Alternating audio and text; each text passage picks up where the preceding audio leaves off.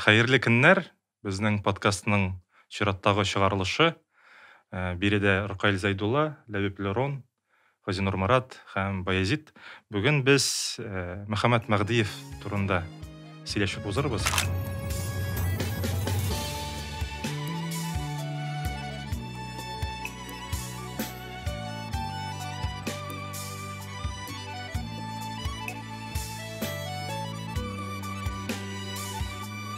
Беренче сорауым. Мен менә Мөхәммәд Мәгъдиев турында Википедияда ученый, литературовед, татарский писатель, литературный критик, преподаватель, учитель дип язалар. Менә сезнеңчә ул беренче чиратта кем? Устазмы, укытучымы яки тәнкыйтьчеме? Менә беренче чиратта. Беренче чиратта устаз дип әйтергә кирәк, әлбәттә. Без укып йөргәндә татар бүлеге студентлар арасында Мөхәммәд Мәгъдидән лекция тыңламаган кеше әле университеттан тәмамлап чыккан кеше саралмыйды. Шундый гыйбарә йөрийди. Мөхәммәд абый үзе турында ул әлбәттә мин галим түгел дигән кеше. Менә Умидов галим, Мир Касыйм галим, ләкин мин галим түгел дип әйткән кеше үз теле белән. Афутез докторлыкны яклый алмаган ул. Аның бик хәтта трагик хәле тарихы бар. Әгәр сүзне бәлки шуннан башларга кирәк тә. Ничен яклый алмаган түгел, яклатырмадылар. Ничен үзен галим дип авыз тутырып әйткәндә дә ди, мин ди куылып киләм ди. Язучы һәм галим дип әйткәндә ди. Мөхәммәд абый шикелле зур галим, әдәбият галиме, бәлки ул кадәр дәрәҗәдә хәбәрдә, ул кадәр дәрәҗәдә архив тузаны ишеп, ул кадәр йөргән, ул вакытта тыелган безнең репрессияләнгән, һәлак ителгән безнең иң зур галимнәребезне, әдәбият галимнәребезне, тарихчыларыбызны өйрәнә башлаган кеше бит инде ул. Бәлки аның бөтен фаҗигасе шундадыр инде.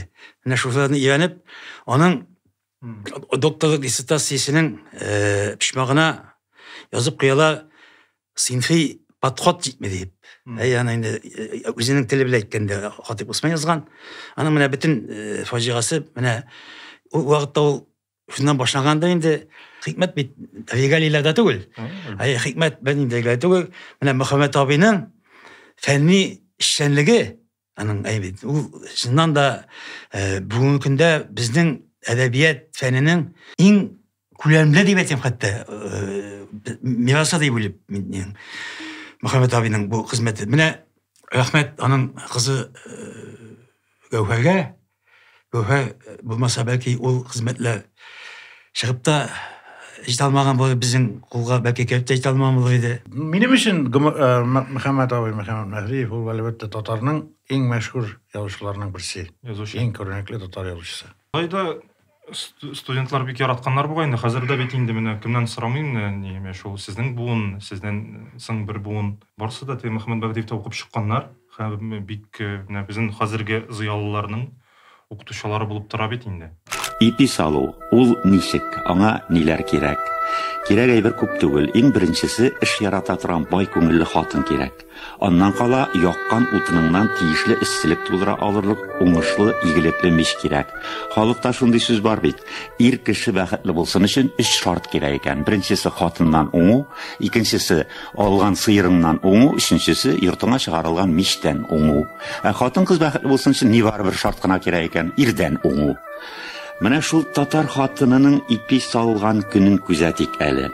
Бик тәнкитте иткәннәр дә бит инде язуын форманы бозып, анда сюжет кыла белмәде бәйләнүләр булды инде. Бер сюжеттан икенче сюжетка сикереп киреп.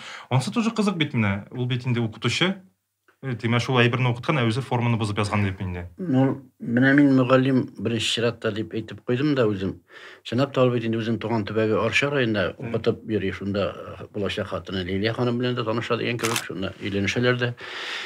Ул Лилия апа белән шул мөгаллимлек беренче чиратта булгандыр аның башта, ана шул түл җыю дип әйтик инде. Түл җыйган дип уйларга кирәк, 38 яшендә генә бит инде ул беренче әсәрен, проза әсәрен бастырып чыгара, без 41 ел балаларын әйме.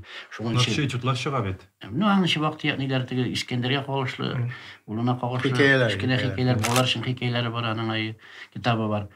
Шундай китаплар гына чыгарган ул. Әйне менә ул шуңнан теге әзерләнгән дип ул башта бит әле әйтәләр. Син бабаң булышкандыр бу әсәрне язганда дип. Гомәр абый Бәширов язып биргән дип әле теге үзебезнең каләмдәшләр өлкән остазлар әйтә бит. Син үзең язмагансың, мана бабаң язып биргән. Мондый шәбәй бер язып булмый дип. Бу стилне аңламый торган кеше сүз әлбәттә. Гомәр Бәшировның стиле белән Мөхәммәд Мәхтиевнең стиле икесе ике төрле. Ну, бик сында килә бит инде, аны 38 яшь буламы, 36 тирәсе. 68 басылгач 30 инде, ул 29-39 да. Прозаик өчен аны соң дип әйтеп булмый. Әлбәттә, дөнья әдәбиятында төрле язмышлы язучылар бар. Мәсәлән, Бальзак 30-га кадәр 50 роман яза, ләкин аларның берсе дә дөресен әйткәндә француз әдәбиятында ниндидер бер эз калдырмаган. Ул әзерлек чоры дигән әйбер бар бит. Демәк, Мөхәммәд абый, Мөхәммәд Мәхдиев ул хәтта әйткән иде баран яшәгәндә мин шигырьләр дә яза идем дип. Ул бик шагыйрәне, үзе дә шагыйрәне язучы һәм шигырьгә бик гашык кеше иде ул. Шагыйрьләрне ярата торган язучы. Алар андыйлар да була. Менә Аяз Гиләҗев шундый иде. Еники дә. Менә зур язучылар әлбәттә менә шагыйрьләрне, шигъриятне яратканнар. Чөнки алар бит аңлый иде. Һәр әдәби әсәрнең төбендә нигезендә шигърият ята. Шигърият булмаса ул инде очеркка әйләнә әдәби әсәр. Әзерлек чоры дип, шагыйрьләр яшь киләләр бит инде, аларның әзерлек кирәк түгел инде ул шигырь язар өчен. Минемчә юк. Чөнки шагыйрь инде ул үзе бер әзерлек. Ул күп шагыйрьләр яшьтән башлаган. Һәм күмән поэзия яшьлек символы бит ул. Шагыйрь ул әлбәттә прозаиктан шактый аерылып тора, ул аның күңел биографиясының беренче урындадыр дип уйлыйм. Прозаик өчен әлбәттә тормыш тәҗрибәсе дә бик зур роль уйный. Миңа калса Мөхәммәд абый башта үзенең тормышын, гомерен галимлеккә багышларга җыйган кешегә шапты. Ник дигәндә, әдәби иҗат белән шөгыльләнә башлаганчы тулаем шушы галимлек белән шөгыльләнгән ихтимал. Bu kadar материалны, архив материаллары басы да, анда теге кадәр күктән түшәмнән алып язган бер сүз юк Мөхәммәд абыйда. Ул аларны менә шу яшьлегендә үк җыя башлагандыр дип уйлыйм мин. Аңа тулы бер гомер кирәк, әйтик, эши башласаң. Ләкин менә ул шул кадәр тиз тоткан материал җыюны. Ул архивтан чыкмаган кебек. Менә шу китаплар белән таныша башлыйсың да шаккатасың. Анның һәр cümlesi dokumental. Dokumental cümleler. Гомән, менә син дөрес әйтәсең, безнең әдәбият галимнәре арасында аның кебек архивта күп утырган һәм менә ир-яңа сәхифәләрне ачкан шул иске газеталардан. Ул бөтен татар газеталарын укып чыккан дисәң дә ялгыш булмас. Шуңа күрә Тукай мәсьәләсендә менә Тукайны ул кадәр архивларга төшеп, менә шу иске газеталарны берәмтекләп укыган кеше минемчә юк. Ибраһим Нуруллин да андый авыр хезмәткә ала тармаган булса кирәк. Ул гарәпчә белгәнме инде ул имләде? Әлбәттә, ул бит муллалар нәселеннән. Җиде буын мулла дип язганнар иде дөрес булса. Әтисен битеннән Сталин вакытында атып үтерәләр. Әтисе мулла. Аның әле бер нәсел өче әнисе генә булса кирәк, яхиннарга барып төшәде.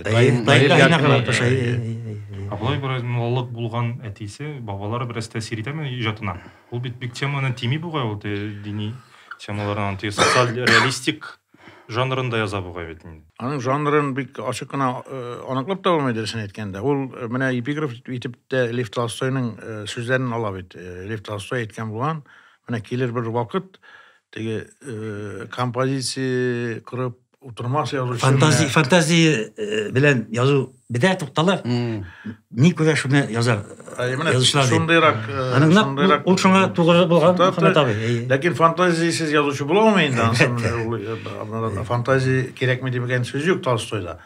Һәм Мәхдиевтә дә ул әлбәттә теге үзе белгән, үзе күргән вакыйгаларны язса да, анда әлбәттә фантазия, шигъри фантазия дип әйтелә мин. Бар. Тут постмодернизм инде.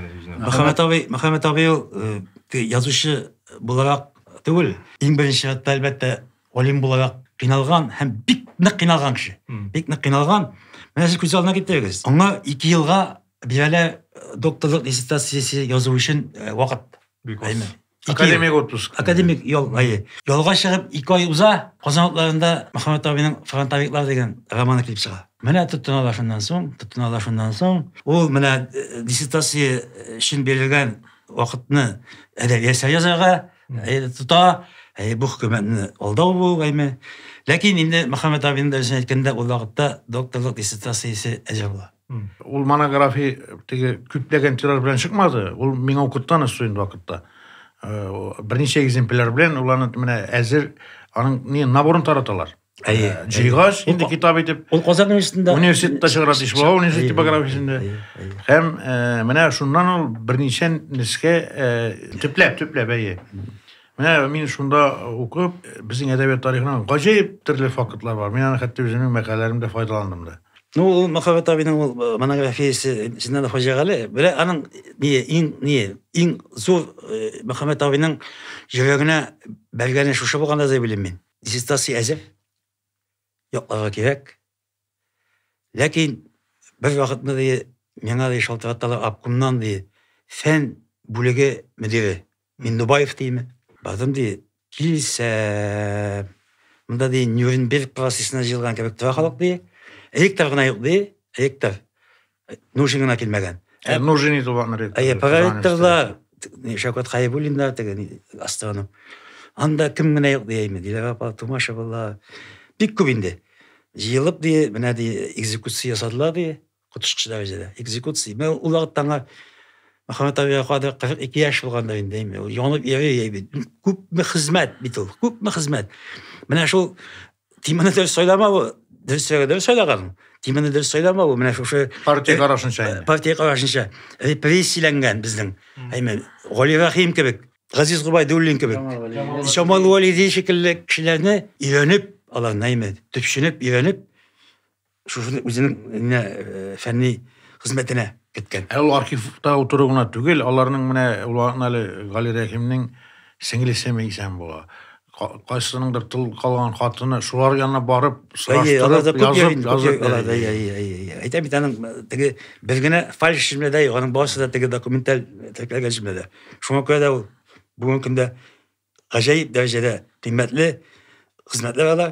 Рәхмәт бу чакта без Мөхәммәд абига һәм аның кызы Гәүһәргә. Аннан соң Мөхәммәд аби турында сөйләшкәндә, әлбәттә, аның бала чагын һәм яшүсмер һәм армиядәге чорларында искә алып китәргә кирәк. Ул әлбәттә халык дошманы баласы буларак кысылган инде, сүз дә юк. Мәктәптә дә аңа инде турдан-тура да әйткәннәр, турдан-тура мәсәлән. Башына сут торганнар, нигә тикәти бергәннәр, халык дошманы баласы ул вакытта инде ул теге алакарга кебек булган.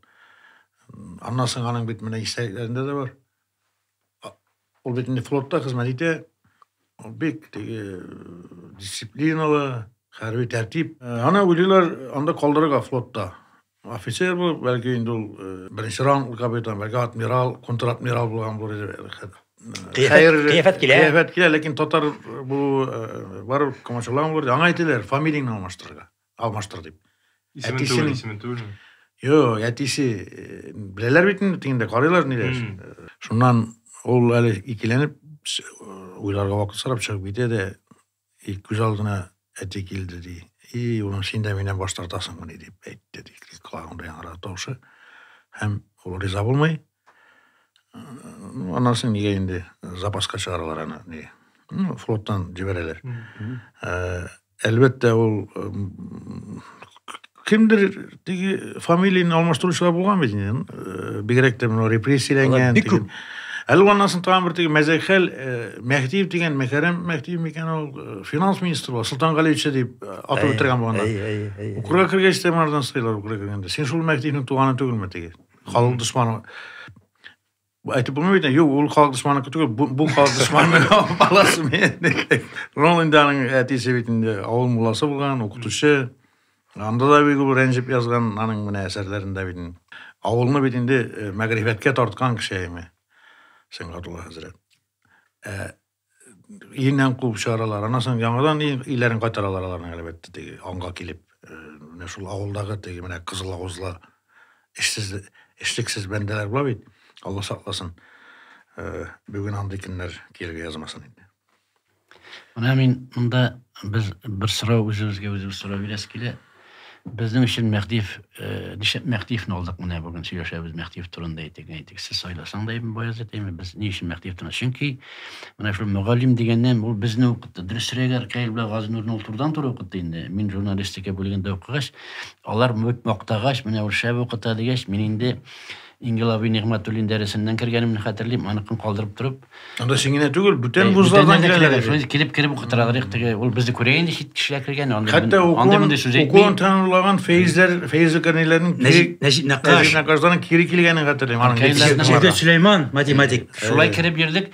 Һәм ул бу гына да түгелдер, аны укыту гына да түгелдер. Ул безнең турыдан туры безнең куратор булды бит инде ул. Безнең нәрсәдә? Әдәби 52-нең кураторы, әдәби сүз газетасында дигән кебек инде. Һәм ул безне бик җүртәдер бөтенебезне дә. Яшь каләм әхилләрен дип әйтик инде. Менә монда мин фотолар куйдым. Менә мисалы университетта, мисалы университетта биткәчтен, менә мисалы телевидениегә алып барды улаймы безне монда менә Марсел Галиевләр, эшебездә, дүртебездә бар монда Аркаиллар, монда хәтта Айдар Файз Рахманов җырчының әле беренче чыга башлаган чырлары менә фотода, менә улдарда бар. Аннан безне ул Теләче районының Алан мәктәбенә алып барды. Менә бу Алан мәктәбендә төшкән фотолар, менә Мөхәммәд абый монда да бар икән. Бу фотоларда да. Бу үрнәктә түгелме икән ул? Юк, бу Аланда чыгыш ясый. Аны үрнәккә алып барды. Без аны ул вакытта кунып та кайтадыр иганда, чыгыш ясыйбыз, кунабыз әйме. Менә монда ул тагын бер фото бар, менә икесе дә булды. Целый программа булган инде. Ул менә шундый җирләргә җөртәдер. Һәм менә минем исемдә калган, мин аны язып та калдырган. Ул безне Фәнис Яруллин белән дә очрашуга алып барды. Менә үзе оештыра, аның белән янап бара, ул үзе кысылмый, без сорау биреп, шулай итеп, менә шушындый киң кырлы безнең талант итәргә тырышты. Һәм уларның ахырдан да менә ниндидер ышаныч булгандыр дип уйлыйм инде ул. Безнең буынга, безнең менә шушы төркемгә дип әйтгәндә ул ахырдан да әйтәдер. Менә мине кемнәр озатырлар. Менә минем теге җәсәдемне кемнәр тотып барырлар дип әйткән иде. Уларны язды да, Татарстан эшләрендә чыкты мәкалә. Кызыл чырайлы яшь егетләрне күргәч имәнеп китәм. Шушылар бит мен күтәреп чыгачак. Ни кызганыч, без аны соңгы юлга озат алмадык. Аркаил белән икәү һәр хәлдә, без Аркаил белән аның өчен такталар белән мәш килеп йөргән көнебез иде, ләкин без өлгерәбез дидек, ләкин анда сәбәп килеп чыкты, ләкин без килдек ул КАМАЗ машинасы белән әйме, ләкин инде Мөхәммәд абый туган ягына кайтып киткән иде аның җәсәде. Менә шундый. Аның бит игълан итмәделәр. Без аны әйтмәделәр дә. Минем дачага тактылар, алып кайттык инде. Шунда тиеп, нитеп, шул вакытны хәбәр иттеләр. Зинур Мансуров килмәде. Ул да кергә тишеде. Һәм без ишеткәч туктадык, ләкин алып кайтып киткәннәр иде. Тагын бер ул битен авырган да без беләйдек аның инде авыру белән авырганын. Мин хәтерлим, шылтыраткан идем. Мөхәммәд абый кирип хәлеңә бер шуны ярыймы? Юк, китермәден ул. Аркаил диде ул миңа, йомшартып. Юк, Аркаил минем товарны бит түгел, шуңа күрә килеп йөрмәгез диде.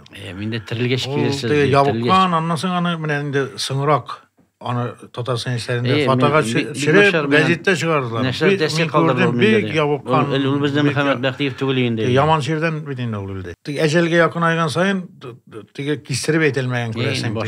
Фотога төшермәс. Яныма килмәгез. Торган эшләделәр ул вакытта. Миңа да ошамады. Ул бит инде менә Масра авылын, Масра Галиәсгар Камалның төбе шуннан үзе Казанда туган бит инде ул. Мисыр белән бәйле иде. Менә бер чорда Казан ханлыгы вакытында бәлки тагын да элегрәктер гарәп илләреннән миссионерлар килгән бит, дин гыйлем өйрәтергә. Алар чакырып та китергәннәр. Үзләре дә килүчеләр булгандыр. Безнең тарихта бар. Дагыстан якларында килүчеләр булган, дагыстанилар, аларның тәхәллүсләре билгеле. Менә Мәрҗәнидә дә бар ул. Риза Фәхретдиннең Асар әсәрендә дә бар. Минемчә аның менә нәсел җибе шул якларга да барып ташласам күп бетер. Ул бит нидер гарәп кешесенә дә Шаган. Аның тагын бер нисе бар, теге бүлдереп әйтәм инде. Бу яшьлегендә эшләгәчтән без бит инде чыгарабыз Тукайны, менә Тукайның юбилей көннәрендә булсын бер шигырь я беренчесен бирсәк, икенче көнне инде яшьлегендә килгән дигән сүз Мөхәммәд абый я шалтырата, я хат белән җибәрә инде аның безгә җавап бирә. Тукайның шигырь алай түгел.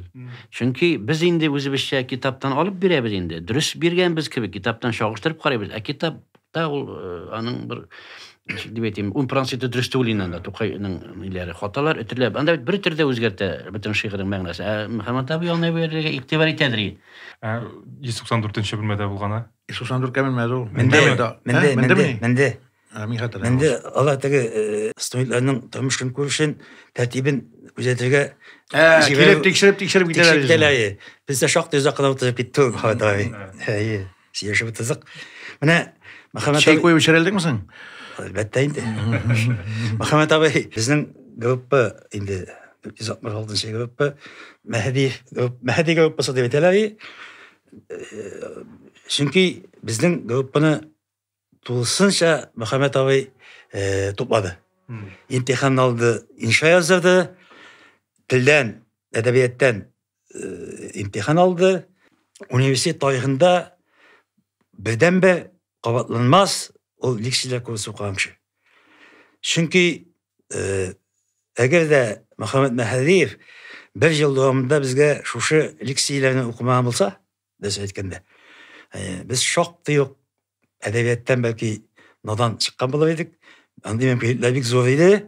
Bik zor. Çünkü üstteki Мәгариф министрлыклары раслаған дәреслекне буенча, курс буенча укысаң, шуннан да анда теге шын әдәбият бик аз тәкъдим ителә, сез беләсез. Бүгенге шу әдәбияты гомумән бик сыйык. Менә Мөхәммәд абый, Ходай рәхмәте, бу татар балалары бик надан калып чыкмасыннар университеттан дип тә инде үзе шушындый курс төзеп, шушындый лексияләр шәлкеме булдырып, безгә yıl davamında biz üz kıymetimizde bir koşanda işitmegen, belki işitmeyecek de yazışlarını. Bizden ol, mina yalışmasam, Qisam Kamalov'na tege soğuşunu dürüst yazatırgan prozaik deb aytadi. Qolganda tege Selamlar nilerini, ala romantika niler, onda tege realistik eserler tugul deb sanayıp aytadi. Ana, siz dürüst aytdınız, tanqid ileri indi, yanası, ne sujet qara bilmey, kompozisiya dürüst tugul, bitinisi dürüst eken. Mene hazır qaraysan. Barısında dürüst yazgan ol. Anın özünün sujeti var. Ol bitini bitinisi, mene tege klasik, mesela da ekspozisiya, tindeniş, şişiliş, gene bu ratiş tugul, o tege ne, skema. Ol icadı yazgan. Şiirde de şulay bit. Şiirinin de özünün kompozisiya, özünün sujeti var. Lakin ol telesekim anı şey almay. Mene Muhammed Mehdiyev bizim Tatar prosuna şunda yangalık alıp kirgen kişi deyip hazır biz kaldık. Mağlukturga şiti. Anda tege anın sujeti nerse bulur, kimle kim bitirgen, kimle kim yaratırga tişti degen tege ninde ketü bilen primitiv revişte tügel. Ennek mene o özünün til baylığı bilen, yumoru bilen algasını algalıp bara hem eserin okup çıkanı siz mişede kalsın. Hatta mene min aytışlar var, zor urnarda işte min mene kışkı ne yallarını 10 gün yal Mektebinin 5 tomunu okup çıktım. Marat Ahmetov aytdı mene. 5 tomunu 10 tomunu hatırlayayım. Lakin bir okuy başlagaç ayrılıp olmayan arada. Bu benim bik zor, büyük yazışlardan gana bulatırgan narsa, büyük yazışlardan gana kıdretinden geliyor. Muhammed abi nişe mertebe okusan da duydum ben de. Kabat okuyorsun. İndisiyanı kım etmişler yotla bitiren bazın. Yangadan okuy başlaysın. Hatta şurada iğrençlik, birinci karışka iğrençlik bilin lan povesti, 41. yılın balaları. Ne o indi ansan? Ol indi klasik ana kile okuyorsun indi. 40 mertebe okulgan ayma. Muhammed abinin bütün huluk fiili şunda koyunaydı mene. Ben şahsen ol bitinde ol bit anda azgene fantazi vardır. Lakin ol bitme şu bizning kursdaşlarını yazgan. Anda Garif Axunov da var. Ala bazı da ni? Nalar Garif Axunov bilen birge okugan. Ala bazı da tarihi şahsen. Bütün şeyde. Туфан önünde yazab oğay betinde ne deyip. İş pışkanda Muhammed Mehdiev'nin te okuyayım deyip de. Bir köp kişiler aytı, bir köp kişiler. Hem mene yumor degende minde hatırlayman yumoru bik üzünçelikli deyip. Gadi de belki lakin bik kildire. Hazır ben şitteke kitip biraz sarmakşıyım. Bizim hazırgi yumor yazıcılar var mı ol mene? Yok, olbet Muhammed abi maksus men humorist yazam degizan kişi diyor. Olbet edebi eserlerinden edebi eserlerinden mene tege bu yav şekilli silip kirep palatnaga singen bu yav şekilli silip kirep var. Anın tabiatı şunday. Anın özüne aytadigan sözü var, yexitni degan söz. Yexitni. Şu yexitnigine küle ona şoy. Anın bir mene ironiya. Bu 5 tomliginin bir 10 tomligda çıktı gaynan. 5 tomlikning 5-nji tomundaning ana şu gündelikleri, күзәтүләре, шушындай ниләре язылган bir өлеше бар. Мен әгел укыйм инде шуннан. Безнең мирас өчен кирәк булганда да карап чыгам инде мен әгел. Шунда bir кызык балалар өчен bir юмор керткән уланда. Рус теле дәресе бара. bir okutuşun rus tili okutuşusa toktağın malayını çıkarıp bastırады. Bir malayını, bir okuşunu. Eğer yaz Rusça tenge sıralar bile bala bir nese itelmi tenge. Rusça'na sırayında okutuşu. Bala bir söz Rusça itelmi tenge. Tege aptırgaş okutuşunu şivo stayiş deyinde tenge bir söz itelmi. Staysan idi tege malayı. Şunu gülemindim. Şunu isimet şeyde. Staysan idi tege aşağı kilgen indi malayın intikleri bitirgemedim. Tege bir evi de bit. Rusça söz etedi. Staysan. Bir evi de arşadan qaytkanda qadir yalgız stansiyaga çıkıp kala adashıp. Şuna sen qaydan deyip soralar, откуда? Arşadan gana deyse tatar Rusça bulup bitmey, Arşinski deyip jiberadi. Ana şunu duyumlar. Ana sen ulu de mine nitkende Rus sözü kullanıp alır yarataydı. Ulu mine şu әлеге de bayağı sol qaytılar Yadvali yani ataklı soğuştan kiteler frontka qaytılar Yadvali deyip жылы deyip. Ol indi şu mine şu Halim İskenderov yazab edi. Ol ağalarga şunday rus tilin yaxşı öğretken bolgan. Ol andanın hatta mine şu ol nide şul makalada boy atның türlü tüsleri turunda mine Halim İskenderov yazdırıp kaldırgan nini kirte ol. Almaçı var mine Rusçanjik, Tatarçanjik. 52'de bizim kuratör deyip indi ol. Hem şulay Sina gazetesi uzun şıgaydı. Anda neresi gene ol vakitinde Sina gazetler, divar gazetler bir popüler. Şul uzun ana indi bize kadar şul Marcel Galiyevlar da çağırgan, Marcel Bakirov jetekçiliginde tagın Necip Nakkaşlar. Anda basılı indi. Anda senin eserini alsalar, senin matbuatta çıkan kebek siyiniz. Bizden indi birinci kurska kirgen çok ol Muhammed abi şiirlerini meydan verdi. Leys Zilkarney özünün şiirlerini bilgen de Leys Zilkarney deyip yazgan. Zilkarney tügül Zilkarney. Min indi ulanlar Kayze Dulin'na, Ravi Feyzuli'ne gibi. Şundan Zilkarney'nin Zilkarney deyip satıp koyada bu Niranavatılıydı. Andan bir qıttaki hikmeti Muhammed Ayın min bayite başlagan emindanın bu Tukay meselesinde mana şul vaqtda ol xat jiberemiz redaksiyaga. Xatның anın her vaqtdagi şey anın ikinci yağına Məhdiyevnin eseri ikinci eseri yazılgan bular. Ol tege bir qaşanda şista qağaz yazmadı. Mana artqı yağında anın özünün bir eserinden yazılgan bular. Qağazga ekonomiyada bolganlar qatlaqlı kişirgen kişi olarak da belkidir indi ol. Belki o qağazlarla meni mana bu nesene. Yo fakat şul gana. Qatlaqlısından bolgan şiir bolganda indi. Şuşa aytırıp jiberetiren adeti var ya mana. Ol her bir xat min de saqlananın bir şaqatı Salavat köpüründe işlegende de onun artında nesede bu yazılgan tekis. Tamam bir kızı qaverselim. Bu 52'nin bitinde okutuşlardan biri kuratör bulaydı. Biz indi birinci kursa keldik. Biz küve Elanda mine hazır indi tanılgan yazıcılar, şairler var aramızda. Qaybirler jurnalist bolup ketdi, qaybirleri begeybet. Mügallimler biz küve idik. Hem biz birinci kurs jıyıldık 52'ge. Onda bir köp kızlar emi hatırlayayım. Onlar Fenis Fathiler'de bizim Fenis Fathiler. Ne Şakiyevlarda, nilerde. Daniya Zahidullina da jirdi. Nasıl bizden sonra? Bizden sonra okura kirlikildi. Bizde köpçelik biz almıştırdık ni. Ulan hatırlayayım bir kadın bir kız idi indi. 52'nin starısısın. Gajunu Murat'ны.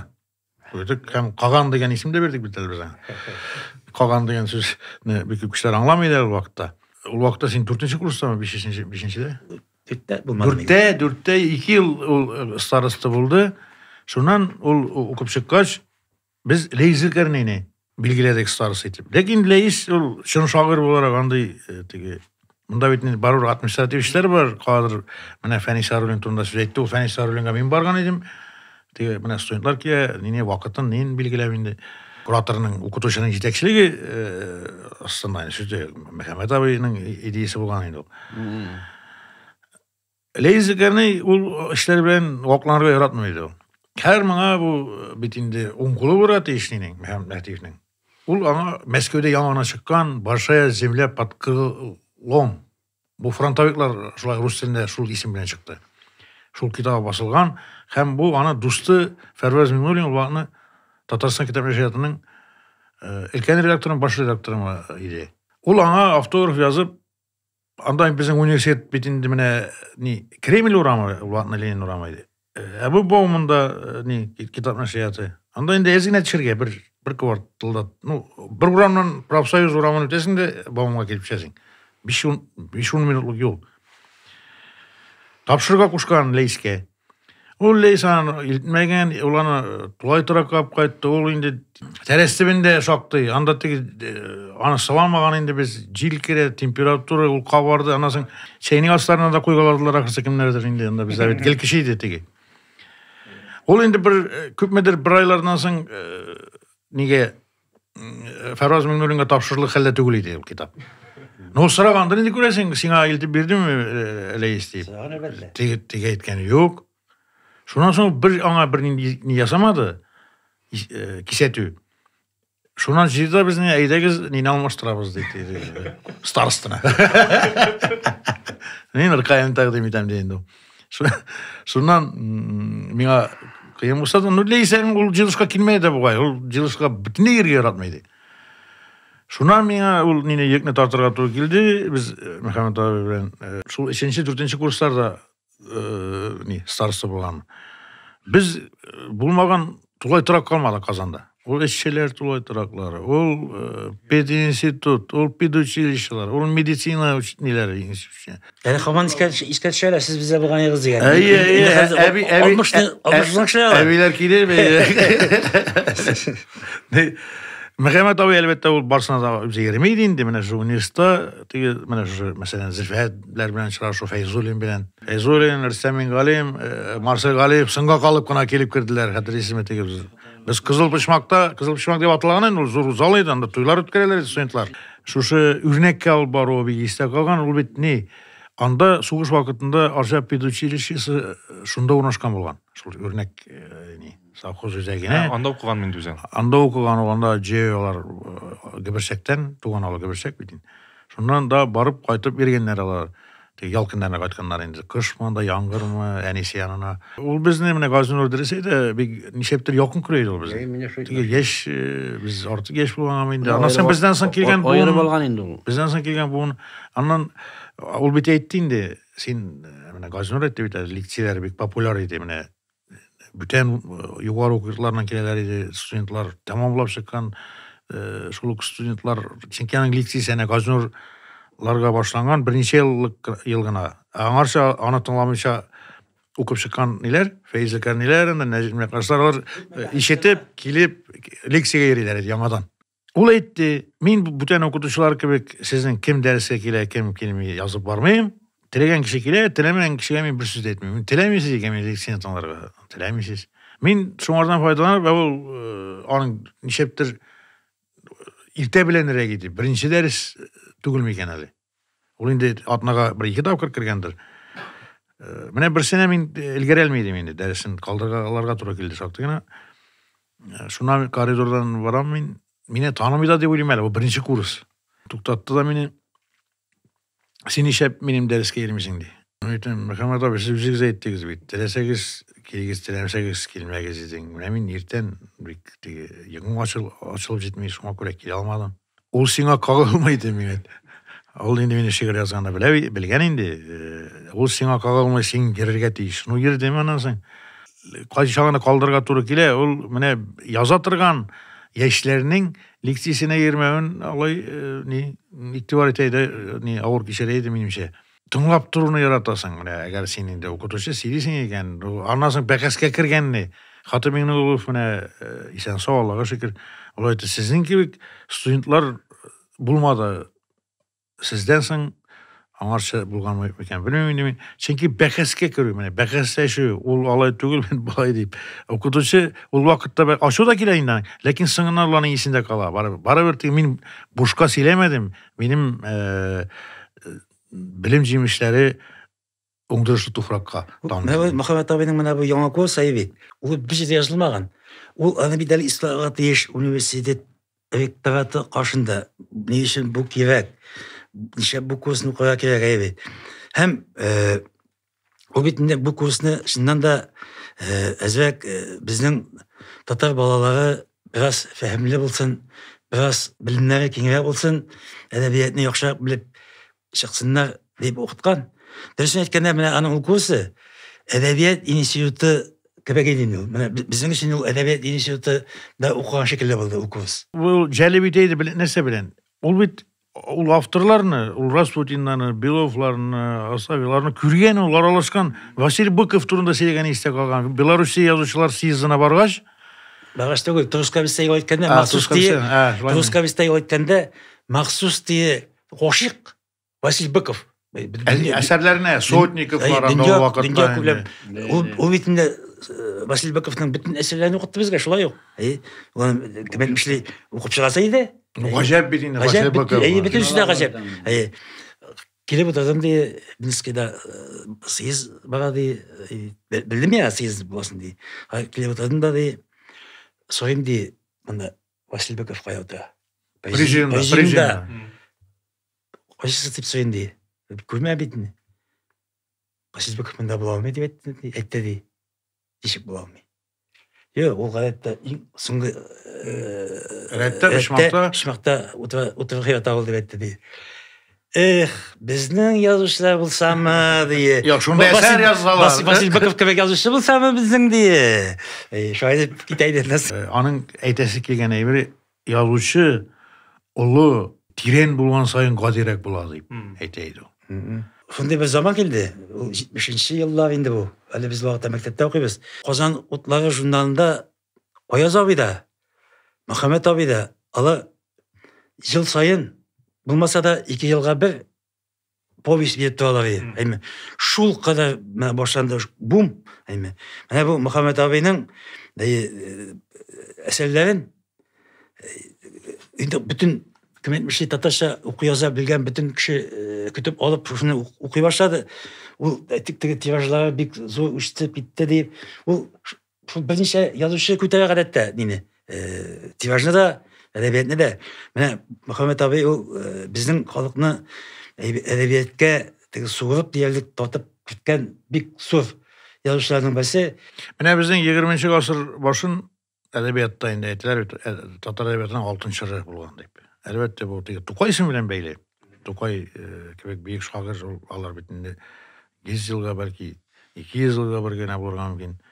Ләкин менә мин чагыштырып карыйм да шушы 60-нчы, 70-нче елларны камиллек ягыннан бит прозада бигрәк, прозаны әйтәйин. Чөнки Тукай белән беркем дә ярыша алмый, прозаны әйтик. Ул бит алтын ракчыр. Ул бит әдәбияттан камиллек чоры, ул Еникиләр, Әмирхан Еники, Мөхәммәд Мәгди, Аяз Гиләҗев, Нурихан Фәттах, Гариф Акунның да телен карасын инде мамаклы. Әгъзам Баянның бик кызыклы тип психолог повестлары һәм саны китсәм тагын да күп. Шуңа күрә менә Миргазиян Юнус. Миргазиян Юнус шулай ук теге масштаблы шундый зур Инди язучылар. Плеяда. Теләсә кайсы телгә тәрҗемә итеп чыгарырга була һәм горурланырга була.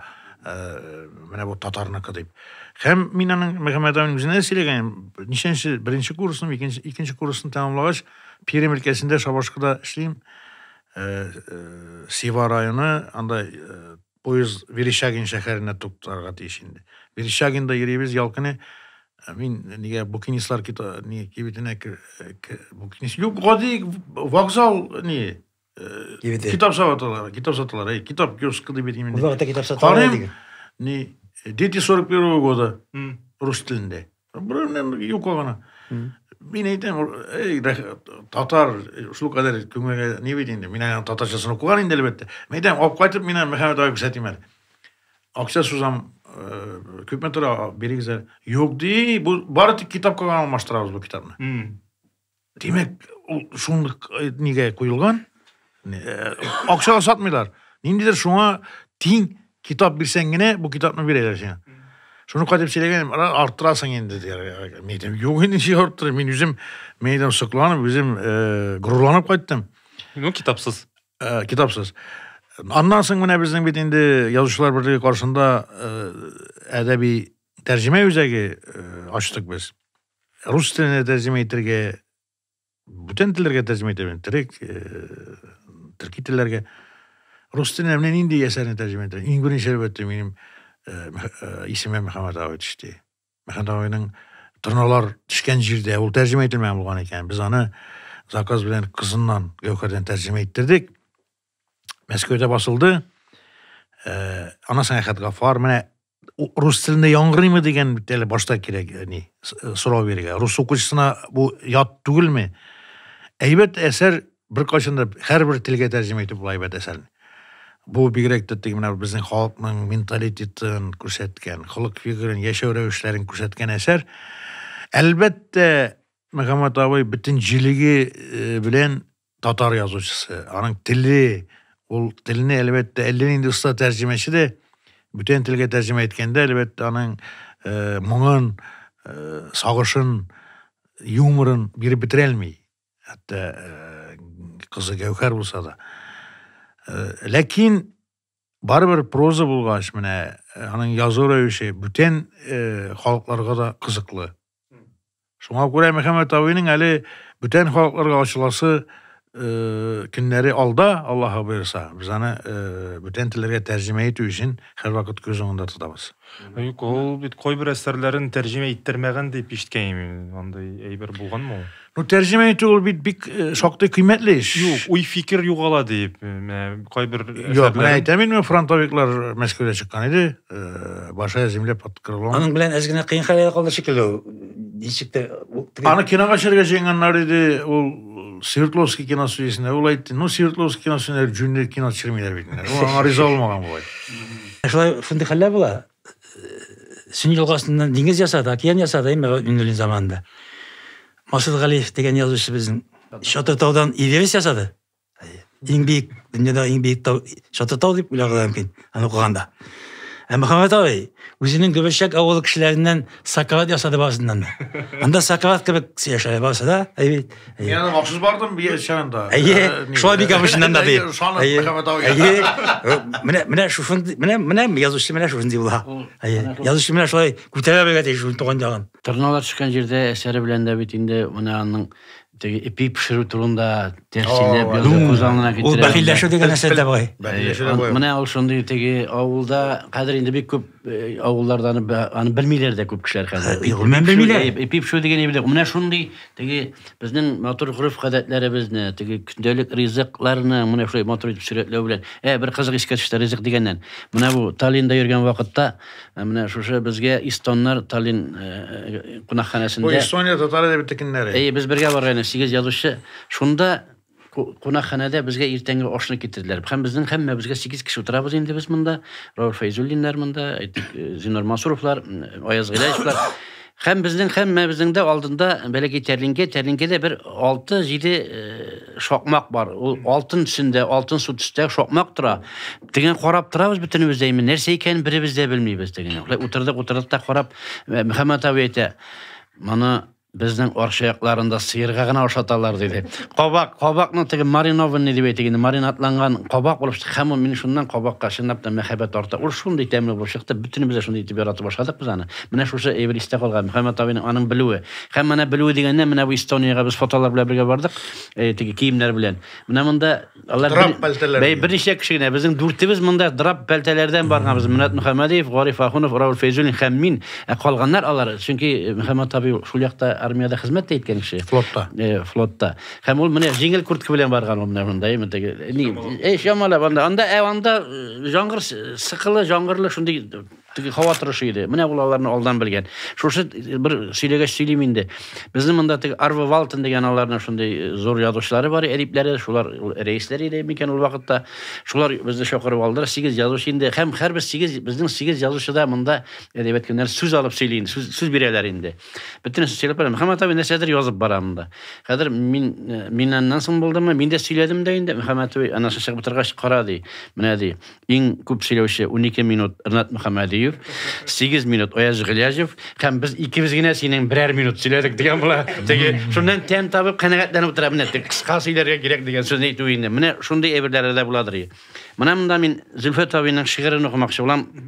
Шушы ситуациядән файдаланып, форсаттан файдаланып, Зөлфәт абый бит менә безнең фотода да бар монда, бергә Ркаил монда Зөлфәт абый, Рәдиф Гатташ, Мөхәммәт абый Мәхдиев менә бу студентлар белән кызыл пишмакта очрашканбыздыр инде без.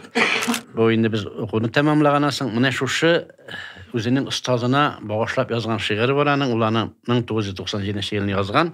Күрешә калсак дигән бу вакытта Мөхәммәт абый үлгән инде, вафат. 2 ел 95-те ул яни. Остазыбыз Мөхәммәд Мәхди Яткәрнә дип язган булган. Томанлы таңда наз иңә җиргә, әйтерсең сыер бызавын ялый. Худайның изге сәгате инде, уҗымнар шыта, Мөхәммәд абый. Газаплы ләззәт, ләззәтле газап, җылы туфрактан гәришкә аша. Худайым, бер үк ярдәм ит җиргә, җир уҗымлаган мәлләр ләбаса. Яшәүнең сире ачылган мәлләр, тик крестьян гына сизенә моны. Сискәнә җирдә уҗымнар түгел, фани дөньяның мәңгелек моңы. Безнең бетүләр шушы микәнни, дигән шикелле күңел ут йота. Тыныштан әдәм баласы диеп, Мөхәммәд абый, уҗымнар шыта. Йөргән җиреңдә, хәтта түгүреңдә, уҗымнарга күз саласы килә. Игенен шешкән бер крестьян булып, басу түрендә каласы килә. Шул басу түре бар дөньяң синең, бар дөньяң шушы уҗым бит инде. Тургайлар никтер оша эзләнеп, кайдасың үзе, диләр шикелле. Исә дә исә уҗымнар җиле, вакыт алдында без һаман сабый.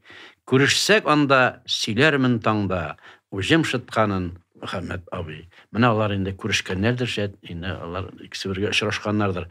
Без бер вакытны Нурияга Арыстан вафат булгачтан, ул менә безне Газнурсында валитанда. Безнең Газнурны менә шушы безне җыйбап китте. Шушы компания инде. Шушы компания әйдәгез җегетләр бергә сөйләшеп тә утырасы килә, теге таралышасы килми, Мөхәммәд абый китте, иннән теге Тозлык Яр банкасы апшыкканын хәтердә калган шулай итеп бер тимер юл буенда утырып, шулай гәпләшкән исте. Калкулык бар иде, калкулык. Шуннан уңайдан соң менә шушы мине 2000 елда миндә бу шигырьне дә укысым килә. Ул инде менә шушы Зөлфәт абыйның шигырен эпиграф итеп алынган иде. Һәм менә шушы безнең шушы әйберләрдә сүрәтләнә безнең анда очрашуыбыз. Анда Аркаилның да әйткән сүзләре: Гасыр шатында торган мәлебез, хәтер кайрылып үткәнгә карый.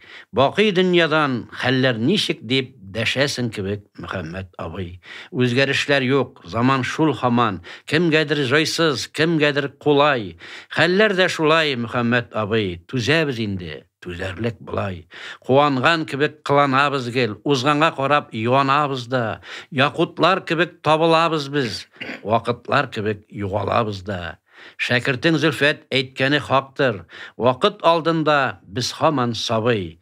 Сабак өйрәнгән сабыйдай инде безнең дә хәлләр, Мөгаллим абый. Сабый дигәннән шыны да шулай. Без һаман да шул мәңгелек сабый. Имезлекләрдән әле һаман да һич üzülгән юк, Мөхәммәд абый. Имезлекләрдән һич üzülгән юк. Безгә шул язган күрәсең ярый. Кемдер әйткәндәй, аяк тойганда таяк та тоя, Мөхәммәд абый.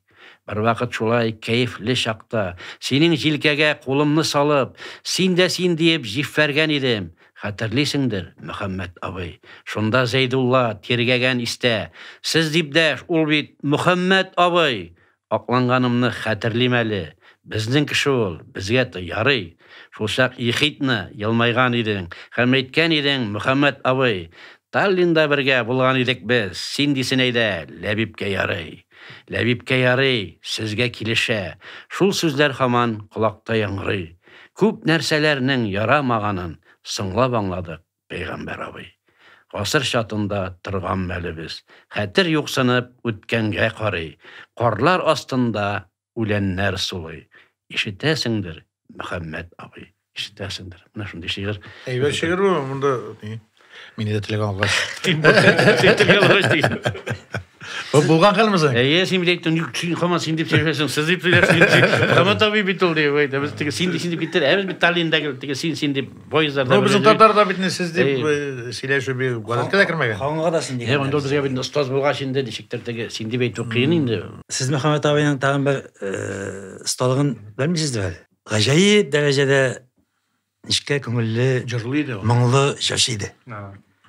Siz ишеткән булдыгызмы икән? Мин аны үз гомеремдә бер генә мәртәбә Мәдинә кәйне җырлый иде. бер генә мәртәбә ишеттем. Ул да булса, без университетны тәмамлагач, саубуллашу кичәсе була бит инде. Без инде үзебезнең укытучыларны чакырдык, татар әдәбияты укытучылары бит инде нигездә. Мөхәммәт абый да байды. Без Мөхәммәт абыйны 5 ел белмәдек җырлаганын. Дәсмәдәге. Ул тукыш эшләмәде без алда. Ләкин әсәрләрендә күпме җыр Гел һәр вакытта да. Хатыйб әйтте шунда, Филипп әйтте Сафилне. Әйдә Мөхәммәт җырлап җибәрде дип. Һәм шуннан соң Мәдинәкәй дигән җырны җырлады. Ул гаҗәеп бәхет, баритон тавыш. Әйме. Гаҗәеп тавыш. Ул җырчы булса да бик зур уңышларга ишкән булыр өчен ул тавыш белән Мөхәммәт абый теге зур язучы да бит инде зур галим дәйме. Әмма аның авылга кайтасы килә теге кара Волга белән. Ул вакытта Волгага утырып йөрү инде ул түрәләр бик яраткан әйбер инде ул. Аңа утыру бик зур әйбер. Шуның белән авылга кайтып Волганың да. Авылга кайтып әнисенә күренү менән мин авылга кара Волга белән кайтып төшәсе килә аның белән. Терсәкне чыгарып тәрәздән чыгарып ак күлмәк кигән әйме. Кулны чыгарган булай итеп. Менә шул әйбәт кенә шулай итеп кайтырга чыга ул. Ләкин менә шул арчадан түгәми яңгыр ява башлый, теге ишеп яңгыр ява да гөберчәккә керәлмиләр булар авылга. Шул хәтле менә теләгән була авыл башында машинаны калдырып, теге хыялы шунда җимереләр. Инде тагын бер шундый мөмкинлек чыга. Шырашуга баралар да булар каядыр бер җиргә. Шул язучылар булай инде кунарга калалар булар. Но Мөхәммәт абыйның шектер үзең булар язучылар алдында да теге аерып күрсәтәсе килгәндер инде теге адрак теге бер кыланышыклык кыланышыкланып балу була булгандыр инде. Мин алданрак китәр, минем эшем күп, миңа машина китереп җибәрәсез әле дип әйтә бу колхоз председателенә.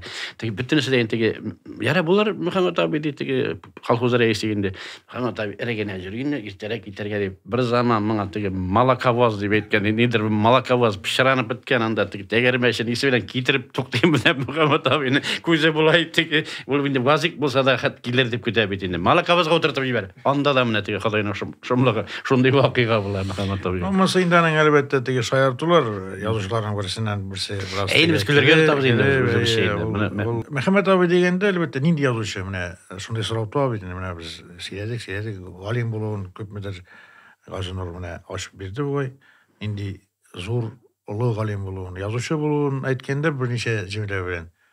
Минемчә ул менә 50-нче, 60-нчы, 70-нче еллардагы татар авылы тормышының энциклопедиясын язган кеше. Аның әсәрләрен укып, шул заманда татарлар ничек яшәгән авылда, бигрәк тә авылда, һәм нинди аларның яшәү рәвешләре, нинди эшләр белән шөгыльләнгән, нәрсә сөйләшкән, нинди хыяллар белән барысын да белеп була.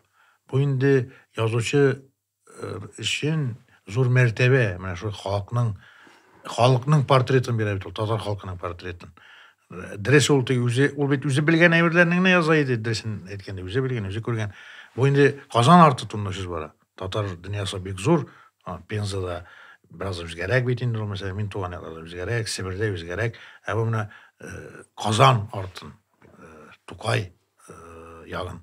Менә шушы 50-60, 70 елларда 80-нче елларга кадәр дип әйтсәң буладыр инде. Шул кадәр төгәл итеп сүрәтли, шагыйрәнә сүрәтли.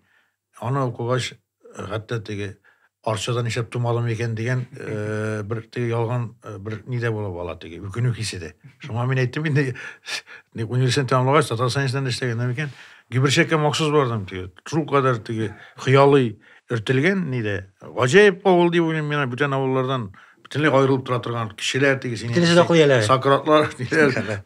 Әфләтуннар. Ну барга шаңладым мин, ул бүтән авыллардан бер нинди дә аерылып тормый икән, табигать ягыннан. Мәһдиев тубу белән үтә. Менә ансы да, әлбәттә, аның бит йорты да менә эчкә кертеп салынган, әтисе салган йорт. Бездә дә булып та бит заманда. Соңыннан да булды. Бакча, музей да бар. Шуның янында ул рәттән музей. Ярак түгел. Аны Алмаз Нәзировка рәхмәт итәргә кирәк. Әлбәттә. Арчаның вакыттагы башлыгы иде мәллә урман хуҗалыгы башлыгы булгандыр да ихтимал. Бәлки, ну, кайда булса да ул аның тырышлыгы белән бик зур эш булды инде, бик зур эш булды. Ул бик әдәбиятны ярата торган шәхес бит инде. Авыл кешеләр иде алар. Ул шул Гариф Ахуновны, Аяз Гиләҗев. Бер заман Шудада бардык, менә Мирхәйдәр Фәйзинең музее бар бит инде анда. Ул инде анда туып үсмәгән, әлбәттә, аның агасы Сәйдгәрәй мулла булган бугай. Ул монда шул җәйкене кайтып, Галиябанны шул авыл тормышын күзәтеп, авыл теге яшьләрнең уеннарын күзәткәннән соң яза бит инде ул башта Сәгадәт Бану дип аталган бугай. Şunda muzeydan itkende iň birinçi yeşin küküredi. Bizde bir şunda şanı var. Mulluk giysin jirge kükürü yeşin var. Birinci tapkır. Bu yaskın indi.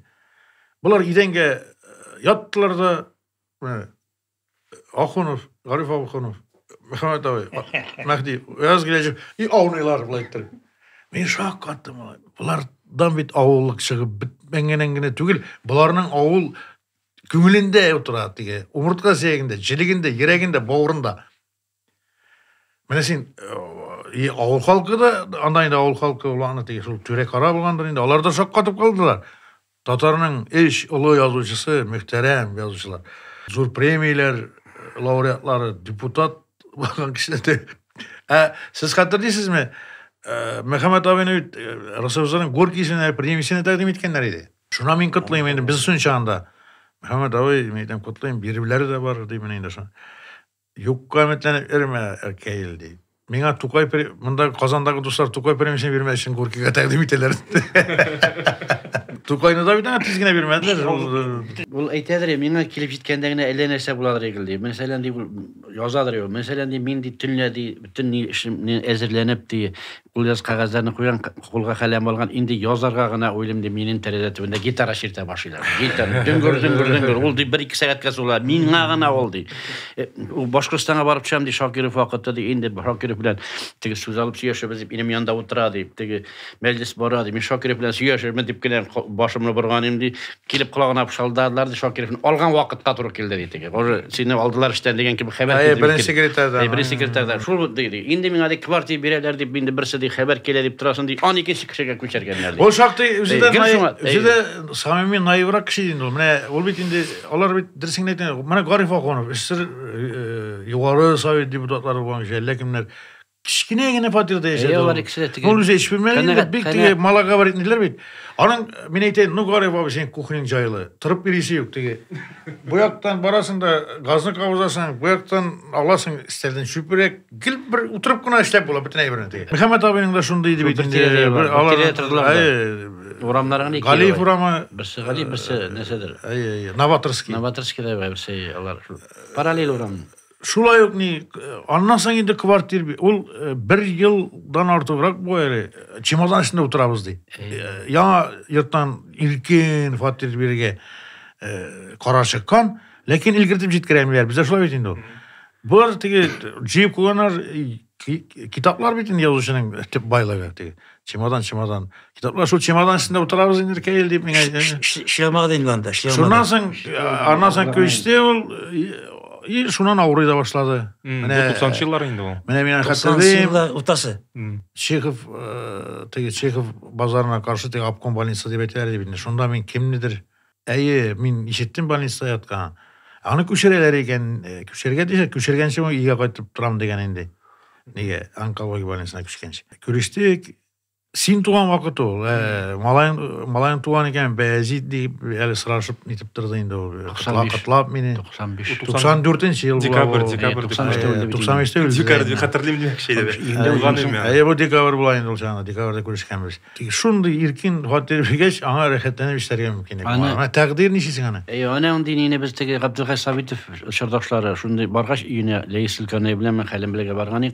Şulay ýokdy tor bölmede, şu Hruşçov kutybyndagy bölmede şeyini kvartirda bir jana kvartir olarak kirek indi sizge Abdulhay bedegeç bizge şul kızıl başyk bolar indi jurt kızıl başykdan bolar indi dep mene şolay etip koýgan ýalar tege bik umtulmagan kişiler indi alar tege bulsa ýary bulmasa ýary alar ijat işinde ýongan kişiler bütünse de indi Mehmet abinin mene şuşy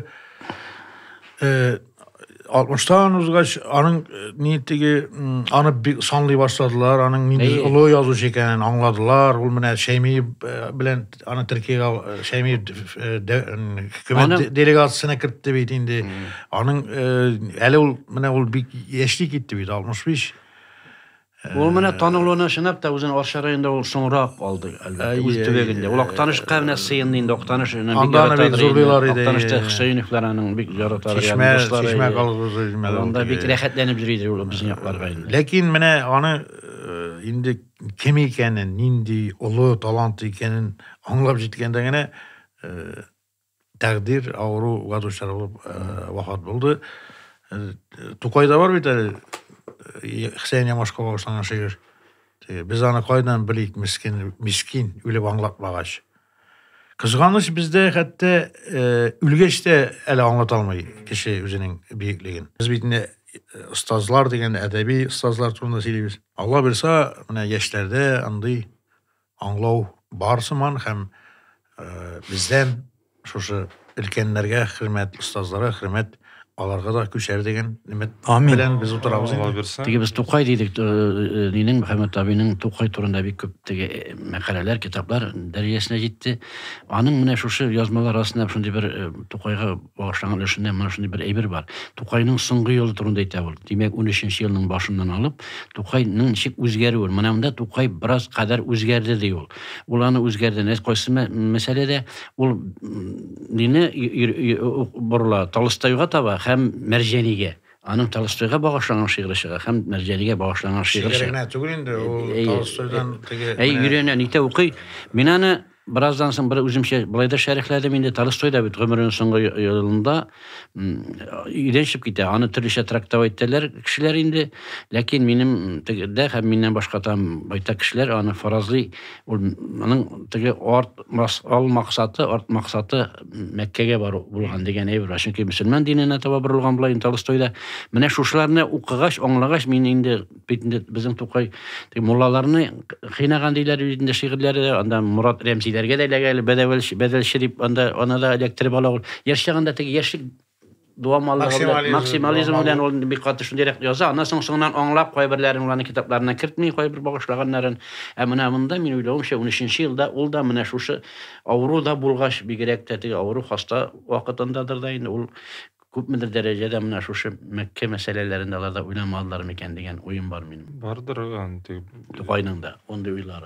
No Mehmet abi ol Şularını öğrengen Mehmet abi. Dinni hakaretlep bergen kişi tügürüydü bunun bir hürmet ol bitine mulla balası babaları mulla bolan. Ayırım kişilerine indi. Ol indi bulay etpegen men ana dini kişi idi diýip etelmeseydik biz biribizde.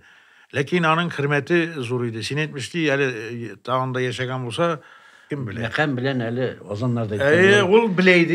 Etisinin Göbürşek meşitinde mekan öz mekanı. Dağlarına bileydi ol sözde. Oyaz abi bilen engelleşip oturganda menen soragan edim. Mene Oyaz abi eger de oydan kilseler siz alarga Tatar edebiyetinden kimni takdim edersiniz diye soradı değil mi? Kimnin kitabın? Kimnin kitabın?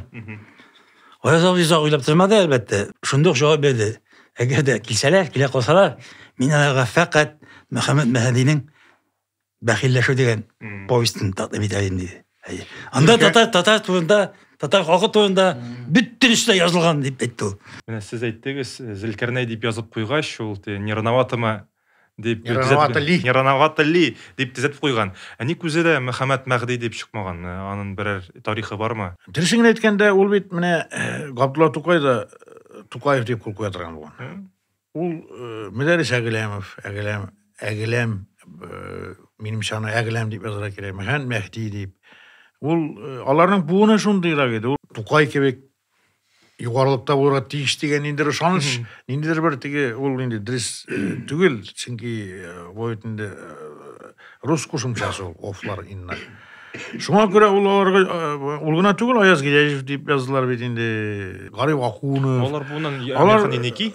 Yeniki Nurhan Fettah. Nurhan Fettah. Ondan soň geçerekler indi ul meselede alay nitip turgadylar tege. Bu indi her kimning menimçe ul nesedir mene tege şuňa kuyuluk italmanga göredir. Momentinde yeşirek wagtyny kesip taşlamagaç, ondan soň oýlaýyn ýazyjy. Meni häzir bulay bilerler, men indi kiysem, meni bilmey başlarlar degen bir ýalgan bir fikir tuğa. Birinci sırauga kelip koydik. Mөхәммәд Мәгъдиевni bir söz bilen niçik tasvirlay alır idiniz? Ustas, bütün şike yazıcısı da, galim da, hem mügalim da, ustas. Edip. Mene Batullah edebit edip yazıcılar ne bilen ayrıla. Әдеби ул теге нәрсәдер әсәр язучына түгел, менә шул бөтен әдәби байлыкны үз күңеленә сыйдырып халкына җиткергән кеше. Мин шул мөгаллим дигән сүз калды минем, чөнки аның әтисе Сыңгат улада бит инде укып кайткан, үзе дә мөгаллимлек иткән кеше. Шуннан да бәлки күчкәндер инде мөгаллимлек, гомер буе мөгаллим булган кеше дип уйлыйм мин. Бар, безнең бар миңа беренче рәттә ул мөгаллим шул остаз уйны керә, бөтен сүз керә инде. Тәкъсир. Тәкъсир. Хөрмәтле тамашачы, караучылар, бүгенге тапшыруны Мөхәммәд Мәгъдиев турында без шулай итеп тәмамлыйбыз. Карагыз, 194-нче бүлмә, остазлар турында остазлар.